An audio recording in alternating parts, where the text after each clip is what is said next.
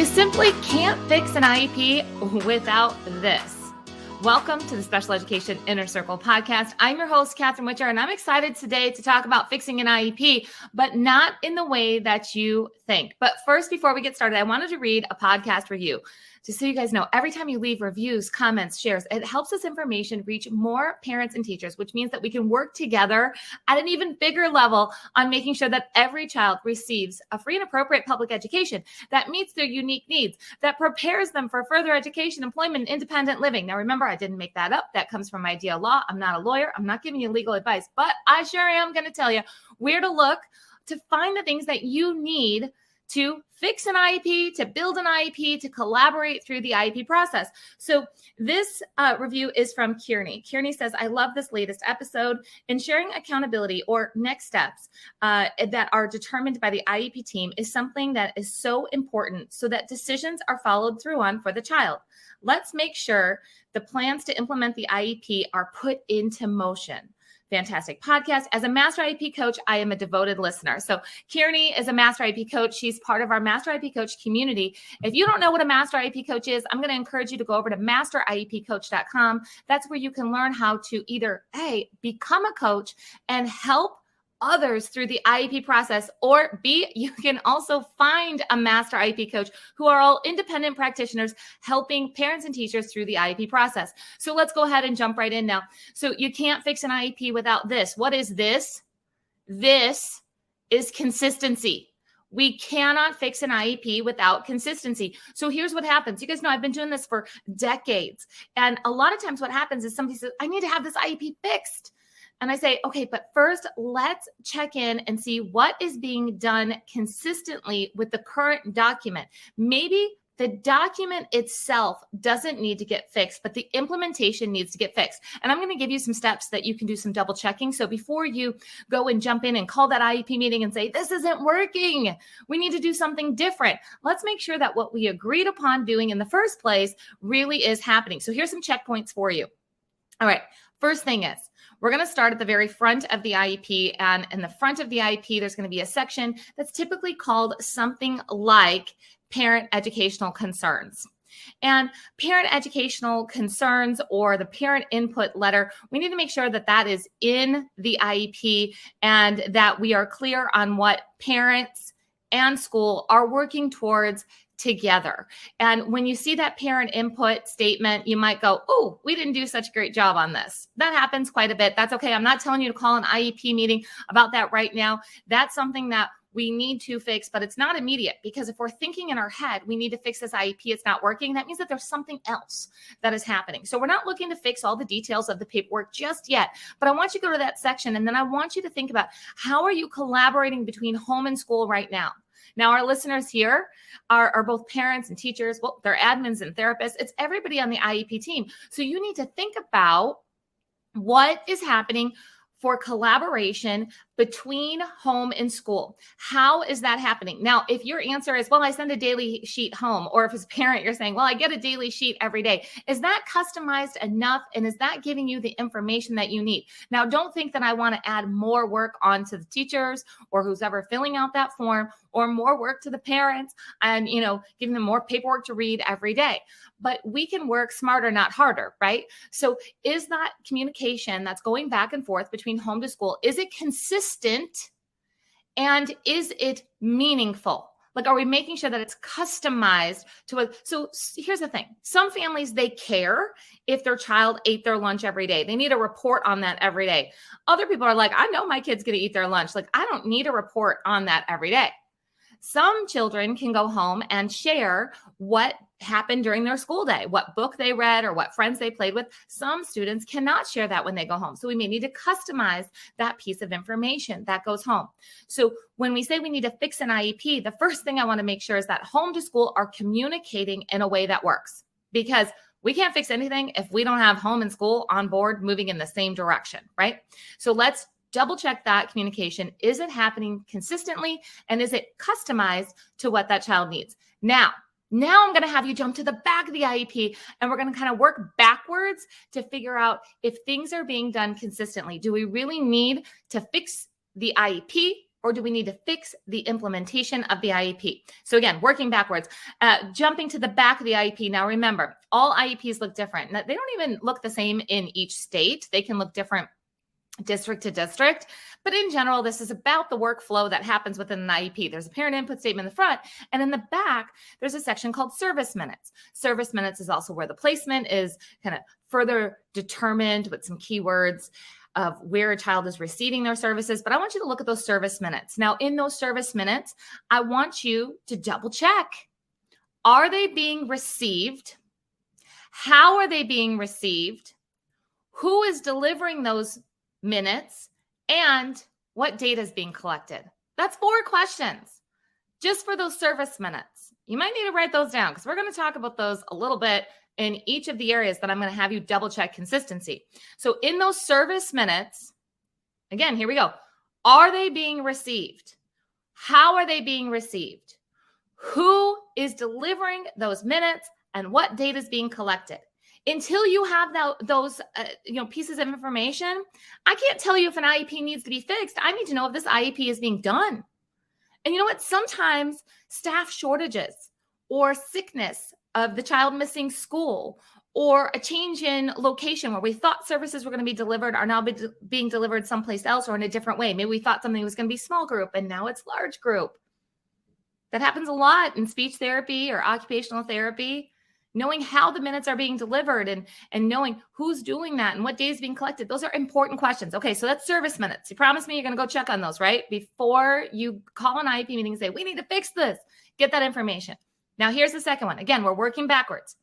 Typically, if we're working backwards through the IEP, one of the next sections you're going to come across is this accommodations and modifications. Those are all the things that a child needs in order to access their education, not just what they're working on, but the tools, the environment, the supports that they need to make their school day work for them. So again, I want you to look through the list. Are these accommodations and modifications, are they being received? How are they being received? Who is delivering these accommodations and modifications, and what data is being collected? Now, some of you might say, wait, collect data on accommodations and modifications. That's not in the IEP.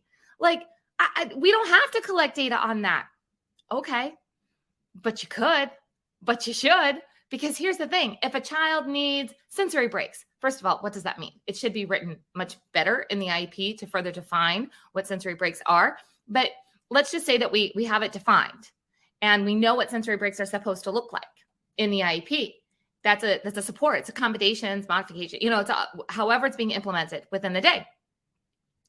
Are you taking data to see how often is the child using this support? Do you know how many times I hear, well, that's not being done because the child's not asking for it? That's not part of this process. This part of the IEP, these are things that are given to a child. They are not earned. Child does not have to request them. The team has already agreed that this part is done. This part right here, this is a huge piece of why IEPs tend to look like they're not working. And it's not the document, it's the implementation of the document. So go to the accommodations, modifications, look down that list. I hope that they're customized for your child or for your student when you're looking at this. And then I want you to ask yourself those 4 questions again. How are they being received? Are they being received at all? Who's delivering those and what data is being taken? Okay. Which ones are being received? How are they being received? Who is delivering them and what data is being taken? All right. Third thing that I want you to check. I want you to check on this. This happens. IEP goals. So if we've written the IEP in a good way, we should not have an overwhelming amount of IEP goals. We should have very prioritized, streamlined IEP goals. Now, a lot of times life kind of happens and we stop working on our goals, right? Like in real life, that happens. That happens in school too. Should it happen? No. Does it feel like a lot to keep working on all of these goals all the time? Yes, it does. Do we sometimes need to prioritize and communicate and make sure we know which goals are a priority and which goals might be taking a little bit of a back seat? So they're still in the IEP. We're going to be working on them, but they're not quite the priority goals right now. Yeah, we need to have that conversation. But if you feel like an IEP is not working, Again, no matter what your role is on that team, whether you're a therapist who's implementing things, you're a teacher, you're a parent who's concerned about this, you need to figure out, are these goals being worked on? Like, are they being received in the child's day? Is the child receiving the direct instruction, the specialized instruction on these goals? How? How is this happening? Because here's the thing.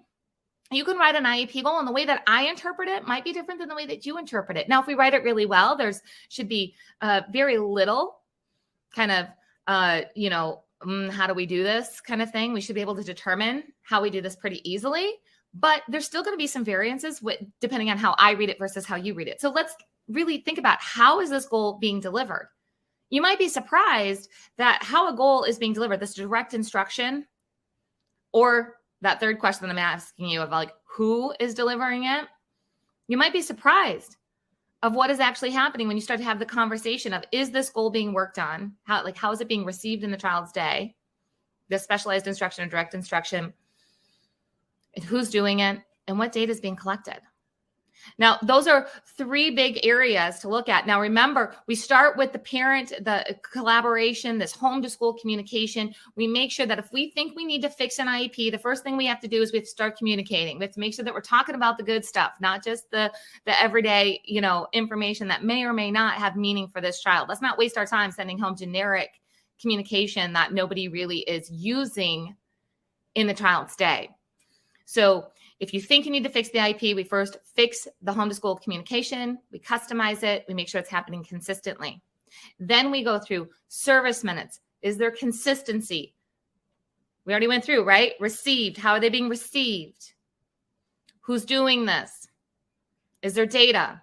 Accommodations, modifications, goals. If you check those 4 areas and you can answer all of those questions, there is a good chance that either, first of all, you're going to figure out where there are inconsistencies in the child's services, in their day, in how their day is being facilitated for them.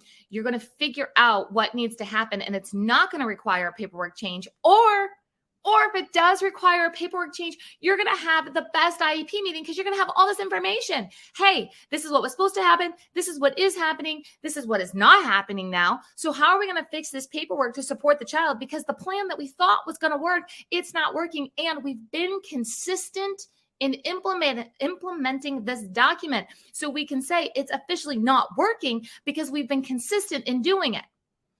See, an IEP is just a tool. It's not this magical thing that we create and all of a sudden the child starts learning, making progress.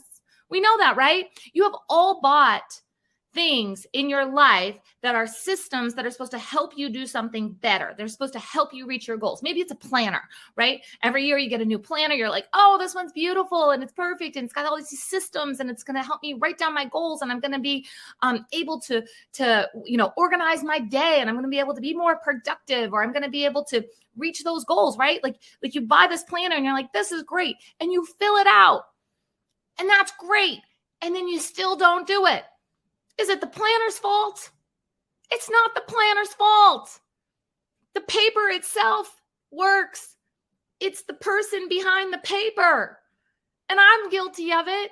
We all are. We come up with these systems, we write these plans, we think this is going to be fantastic, but it has to do with consistency, follow through, communication, accountability. So before you start jumping on that, like, we got to fix this IEP, it's not working. Let's do our due diligence and check these areas and see, does the IEP need fixing, or does the implementation of the IEP need to have more accountability and consistency within it? If you took away any negative, you're like, yes, I need to do that. I'm still struggling a little bit, but I definitely, I got this. You're right. It's not necessarily the document. It's implementation. It's teamwork. And these things are hard. I totally get that. I want you to go get a free IEP checklist that I have. It's 12 IEP questions that you need to ask. This will help walk you through even more of these steps of double checking that you're not missing anything in this IEP process. You can grab that over at masteriepcoach.com. Also, don't forget to share this with another parent, teacher, admin, therapist, somebody who's struggling through the IEP process. And you're like, here's some steps that you could take today to help work through some of the IEP struggles. Go ahead and share that. And again, of course, your 5-star review, your comments on Apple Podcast, on YouTube, on all that, those all help to make sure that more parents and teachers get the information they need to support the students who need it most. I can't wait to see you guys next time on the Special Education Inner Circle podcast.